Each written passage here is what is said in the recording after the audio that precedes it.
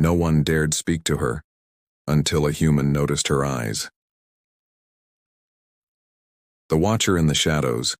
The transport shuttle docked at New Geneva Station with barely a whisper, its stealth engines designed for silence rather than ceremony. From the viewing port of Docking Bay 7, curious onlookers pressed against the reinforced glass, eager to catch a glimpse of the Vorthak delegation that had been announced over the station's communication system 3 days prior. What they saw emerging from the sleek black vessel was not what they expected. Zara Nightwhisper stood 7 feet tall, her lean frame wrapped in form-fitting dark armor that seemed to absorb light rather than reflect it. Silver markings traced intricate patterns across her midnight blue skin, pulsing with a faint inner glow that matched the rhythm of her dual hearts. Her eyes were perhaps the most unsettling feature, completely white, lacking pupils or iris, yet somehow conveying an intelligence so sharp it felt like being studied by winter itself. The crowd's excited murmurs died instantly. She moved with predatory grace, each step calculated and silent despite her imposing stature. Her elongated fingers, tipped with retractable claws, remained relaxed at her sides, but everyone present understood the threat they represented. This was no diplomat or traitor. This was something far more dangerous. Station Commander Torres stepped forward, his usually confident demeanor slightly strained. "Welcome to New Geneva Station," he said, his voice carrying across the docking bay with practiced authority. "We're honored to host a representative of the Vorthak Empire." Zara's head tilted slightly, those unsettling white eyes fixing on him with laser focus. When she spoke, her voice was a low, melodic sound that seemed to resonate in the bones of everyone listening. "I am Enforcer Nightwhisper. I require quarters, access to your security networks, and a complete manifest of all current residents." Her words were precise, devoid of warmth or unnecessary pleasantries. "I will begin my observations immediately." "Of course," Torres replied, though sweat beaded on his forehead. "What exactly will you be observing?" "Everything." The single word hung in the air like a blade. Without another glance at the assembled group, Zara followed a nervous security officer toward the station's residential sector, leaving behind a bay full of people who suddenly found urgent reasons to be elsewhere. Over the following days, Zara became a ghost story told in the station's corridors. She appeared without warning in observation lounges, her white eyes scanning crowds with mechanical precision. She stood motionless in the central plaza for hours, cataloging faces and conversations with the patience of stone. Workers would turn a corner and find her there, silent as death, watching. Children hid behind their parents when she passed. Merchants closed their stalls early when they spotted her approach. Even the rowdiest bar on level 5 fell silent when her shadow crossed the threshold. But it was in the maintenance tunnels, deep in the station's mechanical heart, that she spent most of her time. Here, among the humming generators and atmospheric processors, she found the solitude that allowed her to think without the constant interference of other minds' emotional radiation. Marcus Flynn first encountered her on a Tuesday that felt like any other Tuesday in his 15 years of keeping New Geneva's systems running. He was elbow-deep in a stubborn ventilation unit when he sensed he wasn't alone. Most people would have startled, maybe dropped their tools. Marcus simply continued working while speaking to the darkness behind him. "You know, if you're planning to kill me, could you wait until I finish this repair? Station's been complaining about the air recycling for 3 days, and I'd hate to leave a job half done." Silence stretched between them, broken only by the gentle whoosh of air through ducts and the distant hum of the station's reactor core. "I am not here to kill you," came the melodic voice from the shadows. Marcus grinned, though she couldn't see it from his position wedged inside the maintenance panel. "Well, that's a relief. Though I have to ask, why are you here? This isn't exactly prime real estate for intimidating the locals." "You are not intimidated." It wasn't a question, but Marcus treated it like one anyway. "Should I be?" He extracted himself from the ventilation unit and turned to face her, wiping greasy hands on his coveralls. "You're certainly tall enough to be intimidating. And those eyes." He paused, studying her face with the same clinical attention he gave broken machinery. "They're not actually looking at me, are they? They're looking through me." For the first time since arriving on the station, Zara felt genuinely curious about a human response. Most beings either cowered or attempted to project false bravado when confronted with her presence. This one simply observed her with the same frank interest she had been showing others. "What do you see when you look through people?" Marcus asked, settling himself on a nearby crate as if they were old friends sharing coffee instead of strangers meeting in a mechanical tunnel. "Deception," she replied without hesitation. "Fear, small cruelties disguised as necessity, the endless noise of minds that cannot find peace." Marcus nodded slowly. "That sounds exhausting." "It is." The admission surprised her. She hadn't meant to reveal anything personal, yet something about this human's calm acceptance had lowered her defenses without her noticing. "Is that why you come down here?" he continued. "Quieter for someone who can hear thoughts?" Zara's white eyes focused on him with new attention. "You know what I am. I know you're not human, obviously, and I know you're here watching us for reasons that probably aren't entirely friendly, but mostly I know you look tired." Marcus stood and gathered his tools. "There's a viewing port on level 12, section C. Shows the nebula on the station's far side. It's pretty and nobody ever goes there because it's next to the waste processing center. If you want somewhere quiet to think, it beats sitting in the machinery tunnels." He started to leave, then paused. "Name's Marcus, by the way. Marcus Flynn.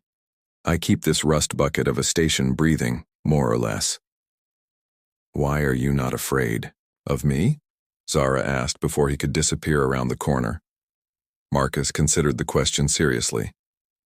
"I spent my childhood on Kepler Station back before the Coalition established proper regulations. Pirates, smugglers, mercenaries. You learned to read people fast or you didn't survive. You want to know what I see when I look at you?" She found herself nodding.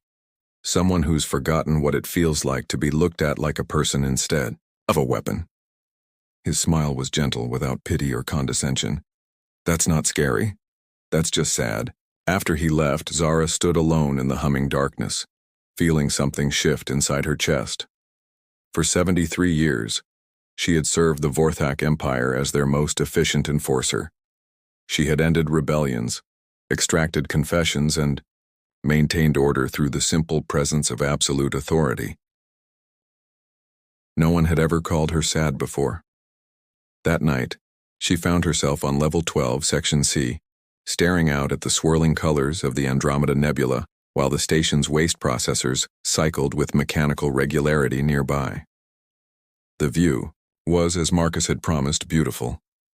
But more importantly, it was quiet. For the first time in decades, Zara Night Whisper allowed herself to simply exist without purpose, without mission parameters, without the weight of others' expectations. She pressed her palm against the cool transparisteel of the viewing port and watched distant stars being born in clouds of cosmic dust. And slowly, without her permission, she began to remember what it felt like to be something other than afraid. The price of understanding. 3 weeks into her assignment, Zara's routine had settled into something resembling normalcy. Morning observations in the commercial district, afternoon surveillance of government sectors, and evenings spent in the quiet sanctuary of Level 12, Section C, where Marcus would sometimes join her to share stories about the station's quirky inhabitants or point out constellations visible through the viewing port. It was during one of her routine mind sweeps of the administrative levels that she encountered the anomaly. Dr. Evelyn Cross stood in Laboratory 7, her auburn hair pulled back in a practical ponytail. Her green eyes focused intently on a holographic display showing molecular structures that shouldn't exist. But it wasn't the impossible science that caught Zara's attention. It was the complete absence of thought emanating from the woman's mind. In 73 years of telepathic contact with thousands of species, Zara had never encountered a mind that registered as pure silence. Even the most disciplined Vorthak meditation masters produce some psychic resonance. This human woman was a void, as mentally invisible as empty space. Intrigued and slightly unnerved, Zara approached the laboratory's entrance. Through the reinforced window, she watched Dr. Cross manipulate holographic models with precise gestures, occasionally making notes on a tablet with handwriting too small to read from this distance. "She's brilliant, you know," Zara turned to find Marcus approaching with his usual easy smile, carrying a steaming cup of what humans called coffee and a maintenance tablet tucked under his arm. "Dr. Cross," he continued, settling beside her to peer through the window. "Top xenobiologist in the Coalition. They brought her here specifically to study some samples the survey teams found in the Outer Rim. Word is, whatever she's looking at could revolutionize our understanding of non-carbon-based life." "Her mind is silent," Zara said quietly. Marcus raised an eyebrow. "Silent how?" "I cannot read her thoughts. She registers as nothing." "Huh." Marcus sipped his coffee thoughtfully. "Maybe that's why she's so good at her job. Hard to have preconceptions about alien life when your brain works differently than everyone else's." Before Zara could respond, alarms began blaring throughout the station. Red emergency lights bathed the corridor in pulsing scarlet as Commander Torres's voice echoed from speakers embedded in the walls. "All personnel to emergency stations. We have a breach in Laboratory 7. Repeat, containment breach in Laboratory 7. Security teams respond immediately." Through the window, they watched Dr. Cross stumble backward from her workstation, her face pale with terror. The holographic display had changed, now showing a writhing mass of something that hurt to look at directly, geometry that folded in on itself, patterns that seemed to move independently of the projection system. "Get everyone away from this sector," Zara commanded, her voice carrying the absolute authority of a Vorthak enforcer. "Now." Marcus didn't question her. He activated his maintenance override codes and began sealing blast doors while speaking rapidly into his communicator, evacuating nearby personnel with the calm efficiency of someone who had handled emergencies before. Zara placed her palm against the laboratory door's access panel. Her silver markings flared brighter as she interfaced directly with the station's security systems, overriding multiple layers of protection with technologies the humans didn't fully understand. The door hissed open, and she stepped into chaos. The laboratory's atmosphere had become thick and viscous like breathing liquid mercury. Equipment sparked and failed as reality itself seemed to be bending around the holographic display. Dr. Cross stood frozen at the center of it all, her silent mind now radiating pure, wordless terror. "What did you activate?" Zara demanded, her voice cutting through the electromagnetic interference that filled the air. "I don't know," Dr. Cross whispered, her usual scientific composure shattered. "The samples were inert, dead tissue from something found drifting in deep space, but when I tried to map their cellular structure..." She gestured helplessly at the writhing display. "They're not dead. They were never dead. They were sleeping." Zara's white eyes studied the holographic nightmare, her enhanced senses parsing information that would have driven most beings insane. What she saw confirmed her worst fears. This wasn't random alien biology. This was a weapon, specifically designed to target telepathic species. "You need to destroy the samples," she said urgently. "All of them, now." "I can't." Dr. Cross's voice cracked. "The containment system has fused. The samples are feeding off the station's power grid, using it to call something." Through the laboratory's reinforced walls, Zara could feel it, a vast alien intelligence stirring in the void between stars, drawn by the beacon that Dr. Cross had unknowingly activated. Her people's ancient enemy, the devourers of thought, believed extinct for millennia. "How long?" she asked. "Based on the energy signatures, maybe 6 hours before they arrive." Zara closed her eyes, feeling the weight of impossible choices. Her mission parameters were clear. Observe, report, maintain, Vorthak interests. The human's fate was not her concern, but she thought of Marcus's gentle smile, of the viewing port where she had rediscovered peace, of all the small kindnesses she had witnessed during her weeks of observation. "There is a way," she said finally, "but it requires trust." Dr. Cross stared at her with desperate hope. "What do you need?" "Your silence. Your mind that cannot be read. It may be our only advantage." Zara moved to the laboratory's communication console, her fingers dancing across controls with inhuman speed. "The Devourers feed on psychic energy. They locate their prey through telepathic emanations. But if you can maintain direct contact with their beacon while I shield your presence. You want me to touch that thing? Dr. Cross pointed at the writhing hologram, which had grown larger and more agitated. Not touch. Merge. Temporarily.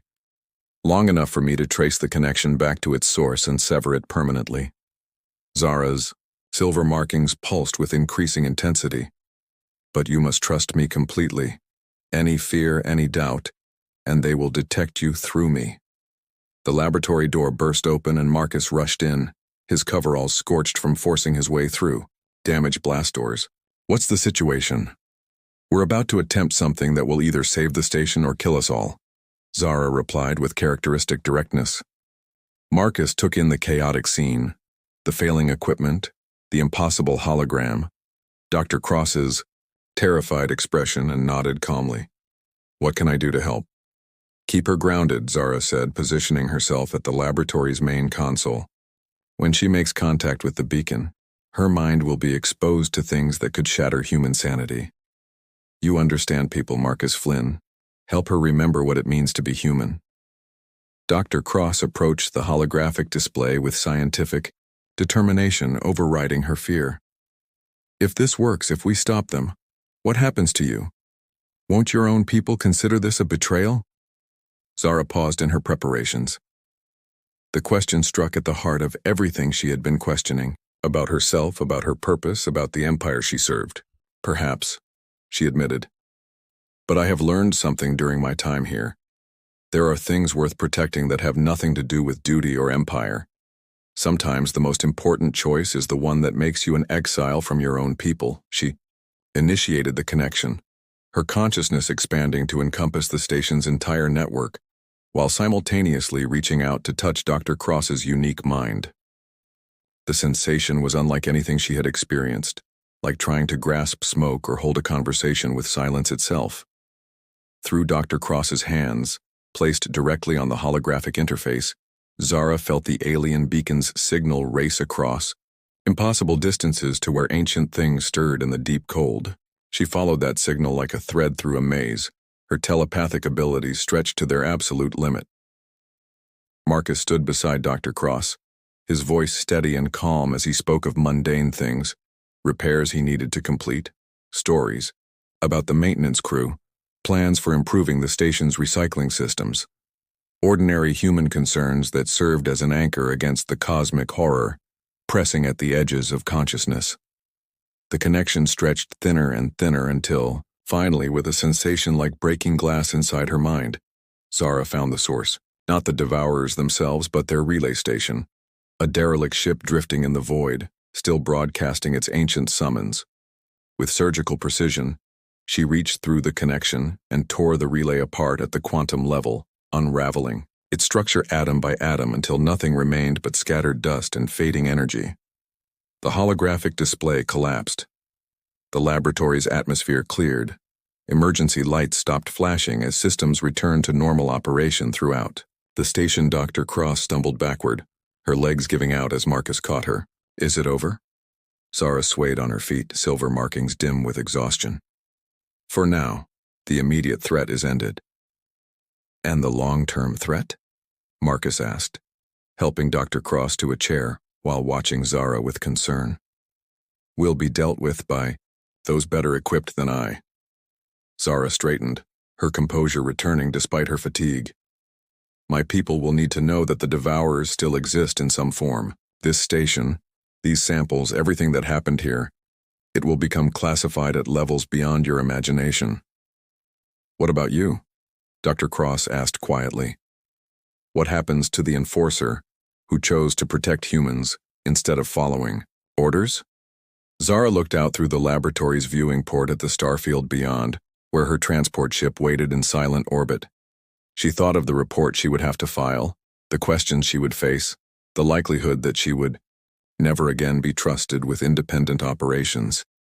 Then she thought of Marcus's friendship, offered without expectation of reward.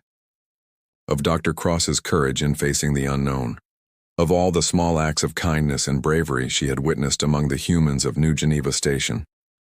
I suppose, she said with something that might have been a smile. I will discover what it means to be something other than a weapon. 3 days later, as her transport prepared to depart, Marcus found her in their usual spot on level 12, watching the nebula's slow dance through the viewing port. Going home?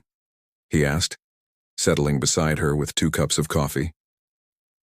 Going. To face consequences, she corrected, accepting the cup with hands that still trembled slightly from psychic exhaustion. There is a difference. Will we see you again? Zara considered the question seriously. Perhaps. The universe is smaller than it appears, and humans have a way of spreading to unexpected places.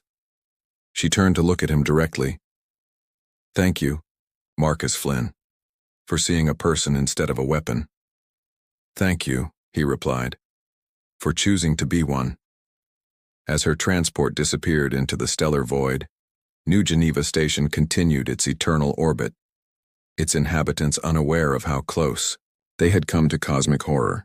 In the depths of space, ancient things returned to their slumber, their summoning beacons silenced.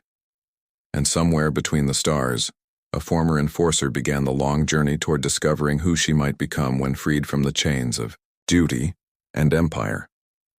The universe, she reflected, was full of possibilities she had never considered. Most of them involved choosing compassion over command, understanding over judgment, and the radical act of protecting those who could not protect themselves. It was, she decided, a far better mission than any she had been given before.